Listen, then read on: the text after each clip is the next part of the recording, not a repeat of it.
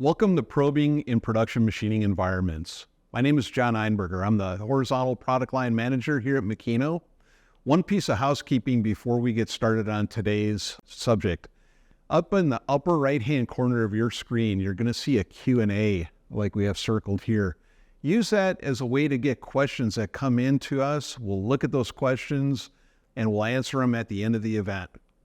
What I'd like to do is introduce Mr. Darron Horsley. Darron has been with Makino for quite some time, currently the Applications Engineering Manager. Darron, if you would, give us a little bit of background about what you have done here at Makino and what it is that you do today.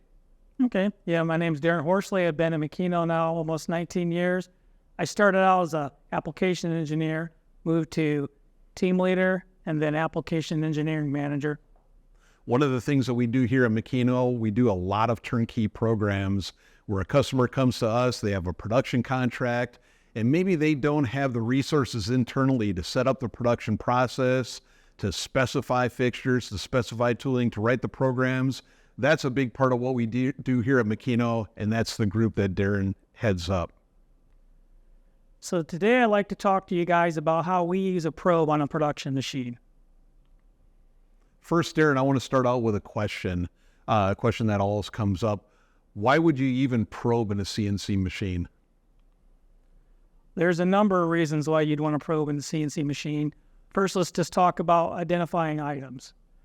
You would probe the workpiece, you could probe the fixture components, and also one thing we found is you get a certain level of efficiency and consistency in your setups.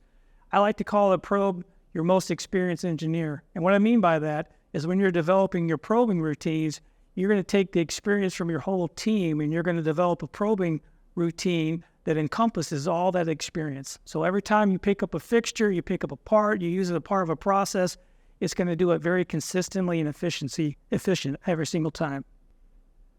Let's talk about measuring features. So sometimes you're going to measure the parts before or after. Why would you do that? Well, we've had situations and processes where we actually probe the part in the beginning, we rough the part out, and then we probe again because we find in some jobs that there's stress relieving or sometimes the part's moving. And that's a good utilization of a probe. Another reason we might use the probe is to set dynamic offsets on the fly and to reduce stack-up tolerances. I think we've all had parts where we locate on features that are not the main datums, and that's what we call a stack-up. When you put in features that are relative to datums that you're not physically locating on the fixture, and in those scenarios, you would go in there and actually probe the datums and set the work offset on the fly. So maybe taking a little bit of emphasis away on the reliance of the quality of that incoming part, that cast part, and being able to control that as a process aspect instead. Yeah, and another example of that is if you have multiple machines that create the first operation that feed another set of machines that do op 20, but there's no process stream control where you have this op 10 goes to this op 20. This is a way to eliminate that variability. So the benefits of parallel production, but without the detriments that are associated with multiple process streams. Well said. Another reason we might use a probe is to control cutter comp or a closed loop process. We have examples where maybe we're creating bores in these parts and there's tool life and tool wear. So maybe every fifth part you probe that part and you have to make a compensation to the bore or the cutter comp. So think about that from the standpoint of some of the higher value added automotive parts, differential carriers, engine blocks. Think about the critical features like maybe the bearing bores in the diff carrier, the cylinder bores in the engine block. Really common for us to apply closed loop processes. Yeah, the level of flexibility you get by introducing a probe into any process is pretty good. Okay, so another reason you might use a probe is to monitor the conditions of the parts. For example, how much stock is on this casting? Are the cord holes on location? And then you can start to collect that data. We do it all the time where we'll actually implement a probe to collect data on the casting itself for the whole locations, the stock, and we use the macro data output to look at these parts over a long series of runs. And in doing so, actually you can use that for continuous improvement. You can find cord holes, for example, that are very consistent and the core holes that are very inconsistent. And you might find that you can feed a lot faster on the holes that are always in the same location, where you might have to reduce the feed rates on the holes that are very inconsistent, if that makes sense. So again, pulling process control into the equation and taking away some of the emphasis on casting quality control. Correct. Yeah, and you think about castings, you might get 5 different cavities. You might have a cavity 1, 2, 3, and 4, and 5. And the guys who've been doing this for a long time, you know that the core holes are not in the same location for every cavity, so those drills are going to go back and forth. The other area that we've seen this from the standpoint of monitoring conditions, as Darron talked about just briefly, the amount of stock that's going to be on a casting. What we typically have seen in the production environment, the bigger the casting becomes, typically the more variance in the overall length of a casting, that ability to take data and to use a more efficient overall cutting process. Yeah, and if it's an aluminum casting versus a cast iron casting, that variability can change drastically. Any conflicts, Darron? I mean, these are all good ideas, but from the standpoint of people actually implementing them in a high volume production environment, what conflicts arise to just putting this in across the board? Yeah, there's a common focus to minimize the use of a probe for non-cutting operations. For example, you don't want to use your probe to measure the part inside the machine versus a CMM, for example. And if you've spent the time to develop a statistically qualified process, the need for probing each and every part is greatly diminished. So really, kind of a lot of times a mentality around if that machine is not actually creating chips, it's not being productive, when in reality, sometimes you need to slow down a little bit to overall go faster. Well said. So missed opportunities, what would we like to just bring to the table here, Darron? Okay, definitely missed opportunities. For example, I think we've all been here. So that's a nightmare. The time that you lose in the scenario like this, I mean, think about what you really have to do. The machine just crashed. You're going to want to check the spindle out for damage. You're going to check the run out. You're going to make sure that the fixture didn't move. And if it did move or if the spindle got damaged, you could be down anywhere from an hour to a week. So saving a second here, saving a second there quickly can evaporate when that machine gets damaged because something is not necessarily in the location where you think it's going to be. Yeah, and you can avoid 80% of this if you implement a probe and just take 1 point. And that's the thing I kind of want to stress. Imagine if there's a probe in your process and all you want to do is bring it up and check 1 point. That 1 point can tell you, is the part loaded? Did you run the correct program? Is it an on-machine part? Is the fixture clamped? Is the fixture still clamped? Are the temporary clamps out of the way? Or did someone type in an excessive large work offset?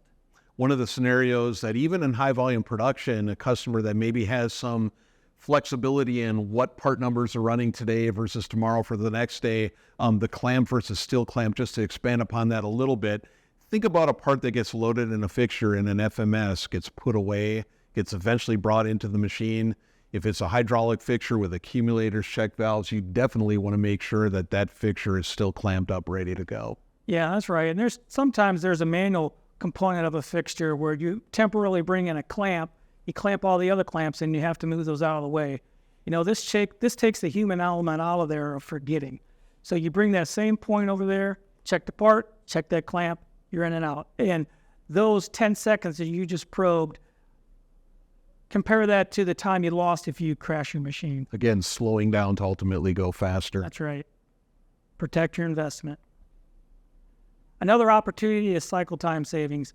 We talked about the variability in the castings, especially in like a cast iron, where you might get castings that have 1 millimeter stock. The next batch you get in might have 5 to 10 millimeters of stock. Well, what we do in those scenarios without a probe is you write a program for the worst case scenario. If you're taking 2 millimeters of stock off per pass, and sometimes they come in with 10 millimeters of stock or 5 millimeters of stock, you're going to add enough passes in there to protect for that variability. But if you have a probe that's already in there that's checking for all the things we just mentioned on the previous slide, it can also determine how much stock is on those faces, and you can have a custom macro that says, okay, I have 2 millimeters of stock, so instead of taking 3 air passes, now I can just take 2 machining passes. And also think about that variability, Darren, that you talked about from cavity to cavity in the casting process, affecting how much stock might be on that part to machine off. Yep.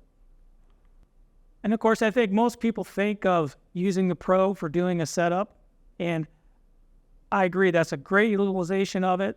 Back to my earlier comment when I said you're going to put all your experience into this probing routine.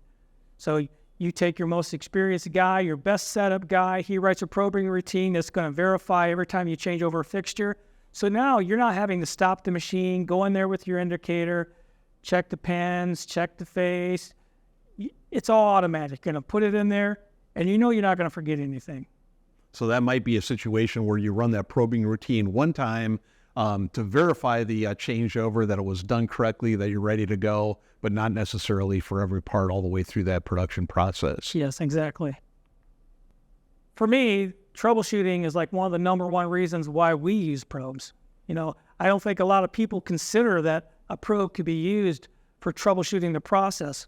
But in the turnkey department, we rely on this heavily because there's a very tight schedule. We have very expensive tools. We have to hit a statistical capability, which I'm talking about CPK and PPK. And all too often, if you don't have a probe, you machine a part in the machine, you have to take it out, take it to the CMM. The CMM says, hey, you've got an issue. Well, now finding where that issue is coming from can be a challenge. You're having to stop the machine after you rough it. Go in there with an indicator. Did the part move? Is it on location? Then you run the semi-finisher, and you repeat this whole process. Is the surface flat? You're in there in handle mode, checking the face with an indicator. Well, if you have a probe that's available to you, you can spend the time and write programs to check these features as you're developing a process, and it's going to quickly tell you where the issue is arising, and you can address it right then and there. So you're not waiting to take it to the CMM to find out you have a problem and then trying to guess as to how to address those issues. So kind of in a nutshell, real-time availability of data. That's right. These all sound like great ideas, but what barriers have you seen from a customer perspective to implementing these? Again, thinking about this from a high-volume production perspective. Yeah, I think there's some level of intimidation when it comes to probing. You have to embrace the learning curve. And to elaborate on that, there's a few things you got to learn. You got to learn how to set up that probe. You want to try to get the run out of that stylus on the presetter. It doesn't have to be precise because it's all part of the calibration, but it's a good practice to get it with under 5 thousandths, for example. You're going to have to learn basic macro training. You're going to get all this data from probing, but you're going to want to do something with it. And so macros and probing go hand in hand, but it's not an absolute. What I mean by that is there's a bunch of pre-developed programs that are already available to you. The documentation that comes with these machines is fantastic. So day one, you're going to hit the ground running. And what I like about this in macros is you can start out doing the basics like we talked about, probing to see if the part's there, maybe using it to set a Z, to set an X and a Y, but then you can start to use it as a means of improving your process or controlling your process. One of the things to look for from the standpoint of somebody who supplies a style of equipment feeds right into this, that training, the ability to have the person who installs a probe also provide that operator training on how to use it and how to very efficiently use it. I agree, John. They should definitely lean into that and embrace those training opportunities. And most of the guys that we deal with who put probes on our machine, they love to sit there and show you how to use it, what tricks there are, what new software, what new macros they've written within their software. And certainly with documentation then to back it up from the standpoint of the continuation of that knowledge, not only to the people that immediately receive it, but to the future who would get it down the road. Then there's the financial aspect. If we think about that high volume production scenario, Darren, where maybe you have multiple machines that are set up, if you look at the financial investment to put permanent probing into every one of those machines, we have seen that on the upfront side, on the sales side, as being a bit of a barrier. Of course, you can always implement the probing later on, but what do we use in the scenario, Darren, where we have a customer's machine, they're here for a turnkey, they don't have the probing in there? How do we get around that from the standpoint of what we're able to implement here in our own integration bay facility? Good question. What we actually have available to us is a portable probing kit. Earlier, I talked about how we use the probe for troubleshooting.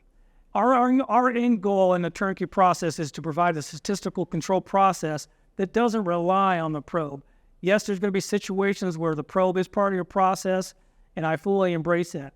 But even if the probe doesn't end up being part of that process, we want to use this probe for troubleshooting. As we mentioned a few slides ago, it's a very important part of the process for us to reaching that statistical control in a timely fashion.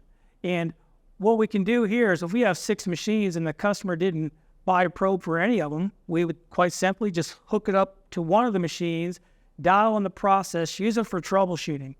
And if we need to, we can move it to the other machines. But we find that typically you use this on the first machine, you'll figure out all the bugs, and then you don't always have to hook it up to the other machine. So one of the things that we've recently introduced, the availability through Makino of the portable probing kit, of a customer's interested in having this capability in their facility to use from a troubleshooting perspective, to use from the standpoint of development of new processes. We do have this available through our aftermarket sales group. Again, the portable probing kit centered around, in this particular case, what we're showing here, centered around Renishaw branded product. Any quantifiable results, Darron, from the standpoint? Just to say up front, this is a relatively new addition to the way that we execute turnkeys, the availability to the engineers of the portable probing kit. What are we seeing from the standpoint of quantified results?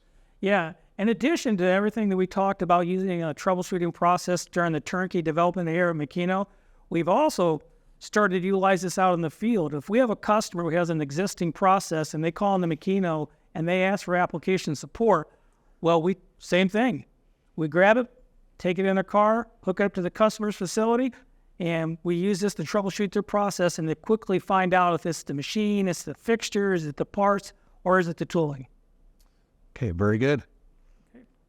So what I'd like to do, Darron, is just ask any closing comments, anything that we want to re-summarize here? I'd just like to leave you guys with a couple buzzwords here: flexibility, consistency, quality, experience, and protection.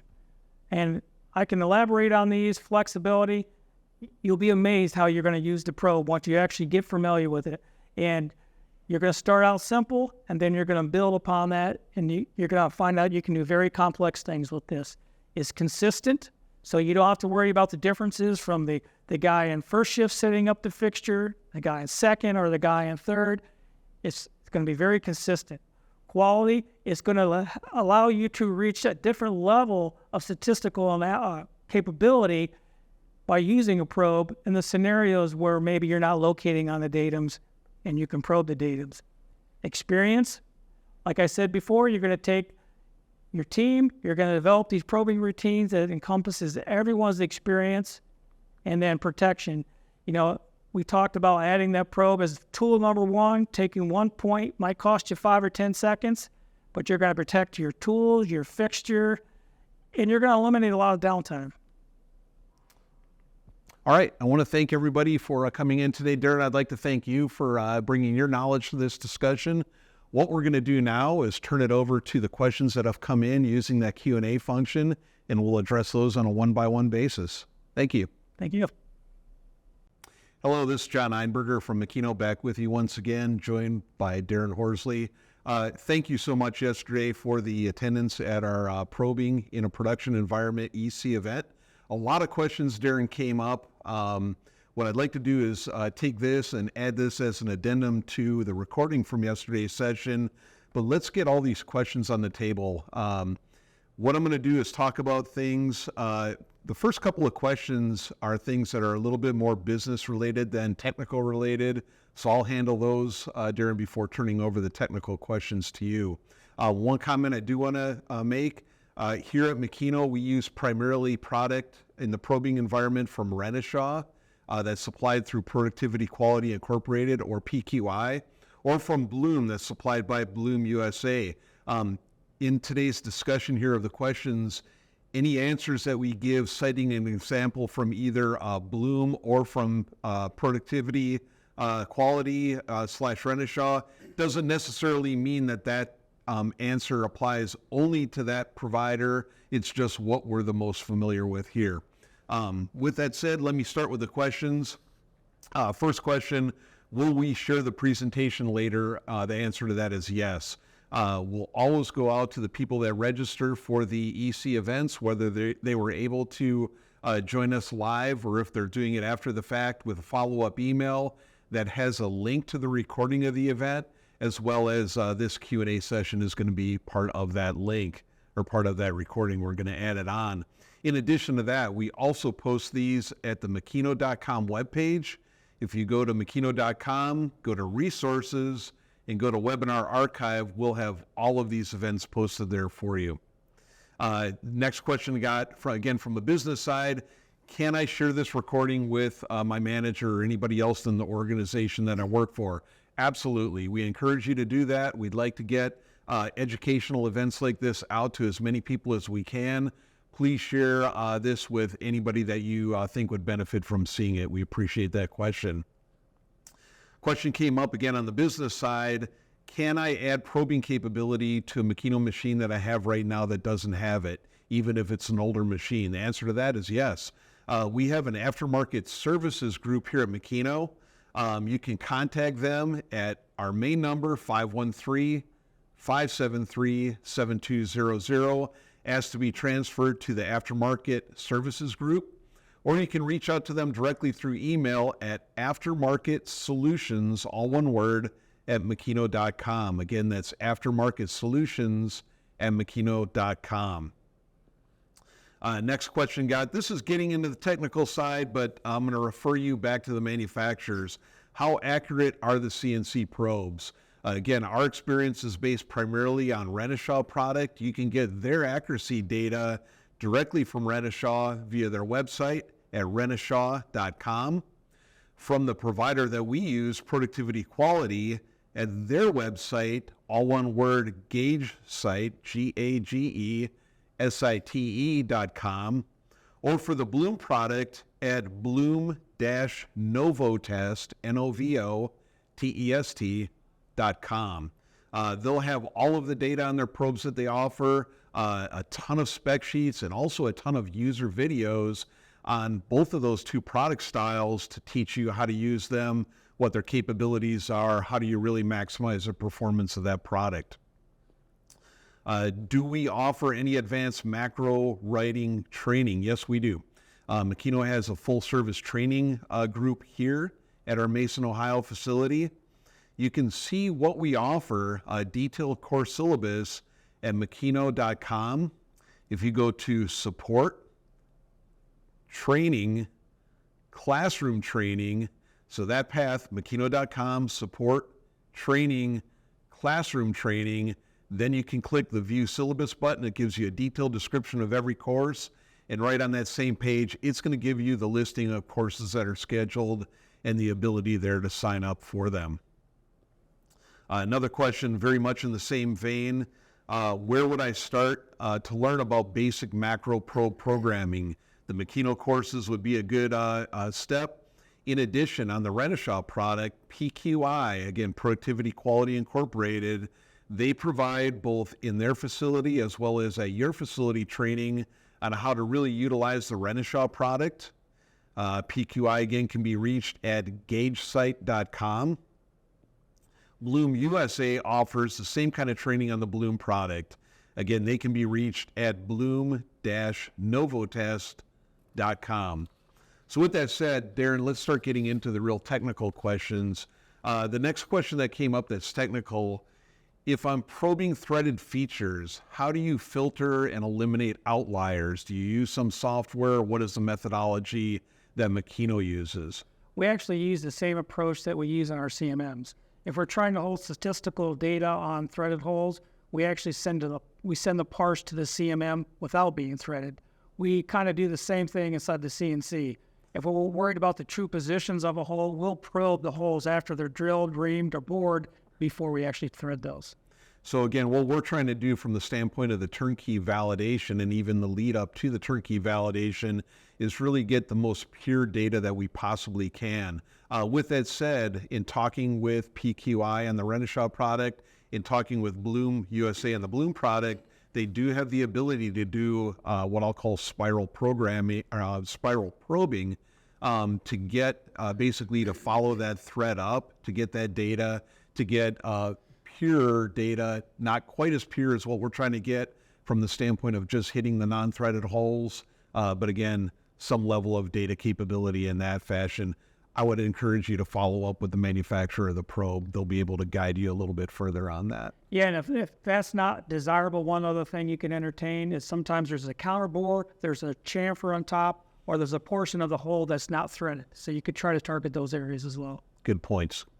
Darron, how do we ensure the accuracy and the precision of the data that we get from the probe in the machine relative to what we would get on the CMM, and how would that translate to what a customer might do? Yeah, I think it's going to go down to gauge correlation. That's going to be a very important part of this process. We have found that you want to use a customer-provided part to do a gauge correlation. Maybe you'll check the parts on your CMM, you'll check the parts in the CNC, and you'll compare that data. A couple things that you want to consider, though, because you're going to see some variation, is when you're checking the part in the CNC, the part's restrained. As soon as you cut loose of that part and you put it on the CMM, you're going to experience distortion, possibly, or stress relieving of the material. And with those two variables and the environment, talking about are the parts warm inside the machines, are the parts cold when they make it to the CMM, you're going to get some slight variation. So you got to determine which avenue you want to go down, because I've never been able to get those to match exactly. So I'd just consider those variables. One of the biggest things that I think we touched on it quite a bit during the presentation yesterday that we're really looking for is patterns. We look for capability really in the form of repeatability of data. So whether the part is constrained in the machine or unconstrained on the CMM, you'll still be able to assess what is the repeatability of that data from a part to the next part to the next part basis. And one of the things I'd add is a lot of the times on the CNC, when you're doing diameters, you want to look towards correlating with your hand gauges or your bore gauges that are on the bench, almost more so than you want to do on the CMM data. Good. Next question, do you have any comments about using probe cycles for work offsets? Darron, if you don't mind, let me hit on this one a little bit. One of the things that we do and we encourage customers to do if they're building their own work holding fixtures is include an artifact, include a qualified artifact on that fixture, something where you can get very repeatable data on all the axes X, Y, and Z, potentially even the angular axes that you're looking at. Reason being, we know that machines get bumped in production. It happens. It's part of the CNC life. So if you have data of where that artifact should be when you're making good parts, something happens to the machine, you have the ability then, utilizing that probe, to go pick up where that artifact is now.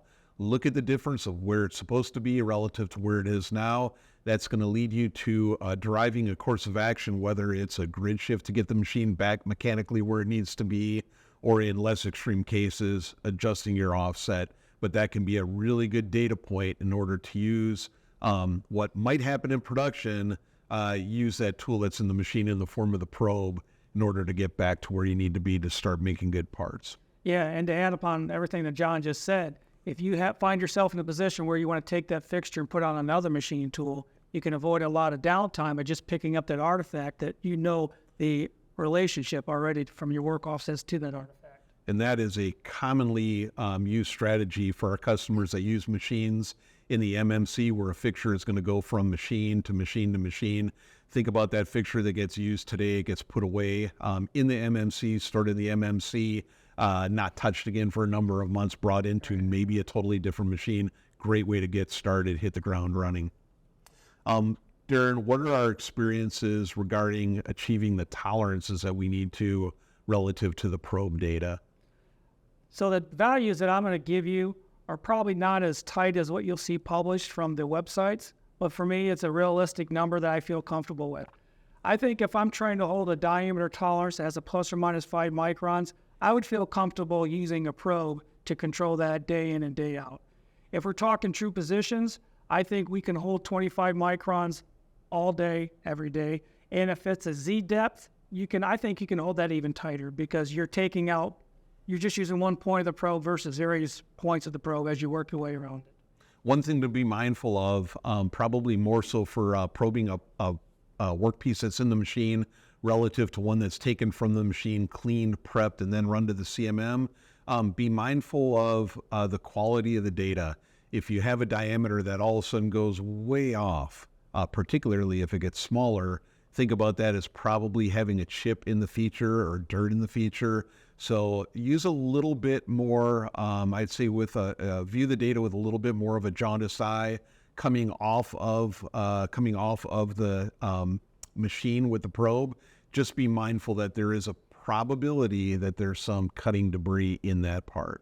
Yeah, and to add to that just a little bit more, the tolerances that I mentioned are dependent on the machine tool that you're using, your probing speed, and the environment. And another thing that a lot of people don't think about is the surface finish of the feature you're trying to measure.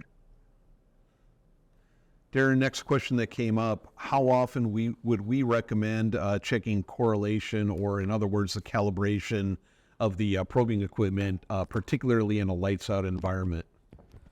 Well, what I like to say is up your frequency of your probe calibration or checking of your calibration when you're doing lights out. If you come into the next day and you have one bad part, all the time that you could have spent probing is well worth it. I would probe as much as you feel comfortable with. Or another thing is you can write a macro, and that macro can be looking at how much calculated adjustment is being required based off the last calibration.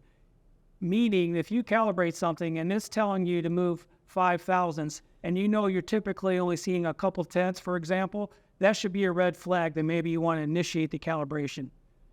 And I want to talk about the difference between calibrating and checking your calibration. It goes back to the artifact that John was talking about earlier for setting your work offsets. That same artifact, you could run down and probe that artifact because it should not change.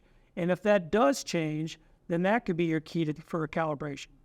So I would recommend lights out machining, calibrate or check your calibration as much as possible, because even one part absorbs that time. One of the things that we also tell our customers from the standpoint of training and advising, particularly in the 5-axis world, think about calibration frequency as being related to the tolerances you're trying to hold.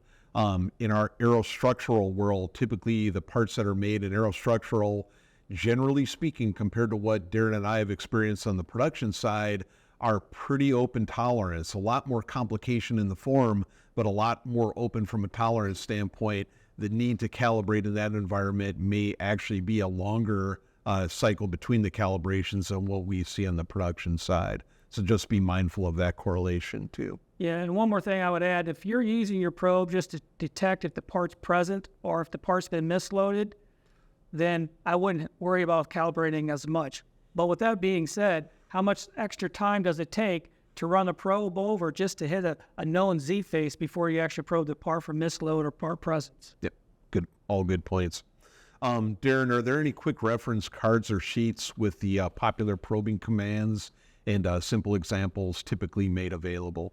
Yeah, PQI and Bloom offer great manuals, and within those manuals, they have examples of every cycle that they offer. So really, you can take the program examples from the book, plug in your nominals, and you can, from day one, generate really value-added macros. One thing to keep in mind, both from PQI for the Renishaw product and Bloom USA for the Bloom product, when they do an installation of the equipment onto your machinery, consider this like whether it's new machines that get that equipment added right at the initial install or you retrofitting that option later, they're going to do a very extensive training on how to use that equipment, how to write the macros as part of what they do on your floor during that installation process. Next question. We have several machines. Talking about the portable probing kit that we discussed yesterday. Customer has several machines. Thinking about the portable probing kit, what do they need to install on every machine that they would potentially use that portable probing kit on with respect to software? Yeah, so the nice thing about the portable probe is you're going to get a thumb drive or a card that has all the macros that support that version of the PQI portable probe. You just take that and download all the macros in every machine and you'll be all set. Then it comes down just to taking the probe from one machine to the next. So basically, there's no underlying software that needs to be added on the control side, just the probing macros to actually operate the probe itself. Yeah, a lot of times you hear people use the word software and macros like they're interchangeable. Next question. What are some good pieces of software to look at to get away from hand coding the probing routines? I think many times an operator will go up to the machine and he just wants some quick data. And what we like to use is each version, Bloom and PQI, have their, I can speak from PQI, they have their easy set macro. You bring that up, and on the easy set macro, they take in the most popular cycles that they have, and they're all listed in one thing, and they're very well described. And you would just put the cursor down on what you're actually trying to do, and there'll be a couple variables that you just have to type in. For example, if you're doing a diameter, you're going to look for the ID or the OD diameter, cursor down, fill out the diameter or maybe the tolerance or the work offset you're trying to write to, plug in those things, and hit cycle start. Yeah, really simple with respect to the Pro 6 control. A lot of these are built right into the graphic user interface on the machine, usable with both, again, the Renishaw product and the Bloom product. And one more thing, if you really don't feel comfortable using the examples from the book, the easy set stuff, you can actually copy out those easy set shortcuts and create a program that consists of the actual shortcuts that you're comfortable using. And you can generate a program just by using these shortcuts. Easy. Next question. Let me hit this one, Darren. Can we scan with the probing system, or is it all touch trigger? What we use in the machines today is all touch trigger, whether it's the Bloom product or the Renishaw product. That said, there is scanning capability that's available with both of those brands of probes. The Makino Mason, where we're at here, Mason, Ohio, our process development group right now is doing experimentation with scanning using the touch probe inside the machine. So a little bit of a advanced billing. Look for something in the form of a Makino Experience Center event down the road where we talk about that, what our experience is, and what the capability is that you might be able to achieve in using that methodology. So more to follow on that question. We'll round it out, Darren, with one last question. What types of cycles are used on the controller? And the question is a little bit more specific. Are these Renishaw I+ cycles or something different? It's based off the Renishaw macros. That's the foundation of those. So the same comment would be made if the machine is equipped with a Bloom probe, would be based off of the Bloom macros. We also have, on the Makino side, generalized macros that can be used with any brand probe. I'll be very honest with you. Generally speaking, the manufacturer-specific macros are more efficient. The Makino macros are more inefficient, but more universal. Generally speaking, better to use the manufacturer-specific macros. Darren, thank you again for your time. I appreciate everybody tuning in. Let me just hit a couple of reminders. Again, if you're interested in adding probing to a machine that you have now, please contact Makino Aftermarket Services Group at Aftermarket Solutions, all one word, at makino.com. Again, we appreciate your time and look forward to the next EC event.